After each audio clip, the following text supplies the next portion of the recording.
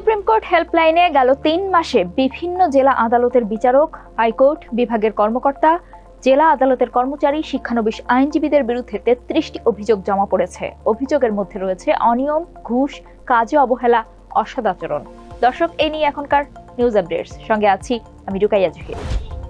১ December supreme কোর্টের appeal বিভাগের গণসংযোগ কর্মকর্তা মোহাম্মদ শফিকুল ইসলামের স্বাক্ষরিত এক বিজ্ঞপ্তিতে এই তথ্য জানানো হয়। এতে বলা হয়েছে, প্রধান বিচারপতি সৈয়দ রেফাত আহমেদের নির্দেশক্রমে সুপ্রিম কোর্টে গত ২৬ সেপ্টেম্বর সুপ্রিম কোর্ট হেল্পলাইন সেবা চালু হয়। হেল্পলাইনে ৩১ ডিসেম্বর পর্যন্ত সারা দেশ থেকে আইনি পরামর্শ, মামলা সম্পর্কিত তথ্য ও অভিযোগ দাখিল সংক্রান্ত মোট ১০০৩টি কল এসেছে। এর মধ্যে আইনি পরামর্শ চেয়ে ৬০৪টি কল আসে। এছাড়া বিভিন্ন মামলার তথ্য জানতে চেয়ে কল আসে ৩৪৪টি। এসব কলের তথ্য সেবা গ্রহীতাদের তাৎক্ষণিকভাবে প্রদান করা হয়েছে।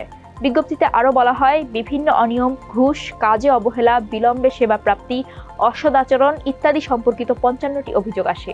এর মধ্যে বিলম্বে আইনি সেবা প্রাপ্তি সংক্রান্ত অভিযোগ আসে ২২টি। সব অভিযোগ সম্পর্কিত সেবাগুলো এরই মধ্যে নিশ্চিত করা হয়েছে এবং সংশ্লিষ্ট দায়িত্বপ্রাপ্ত কর্মকর্তা-কর্মচারীদের জবাবদিহিতার মুখোমুখি করা হয়েছে।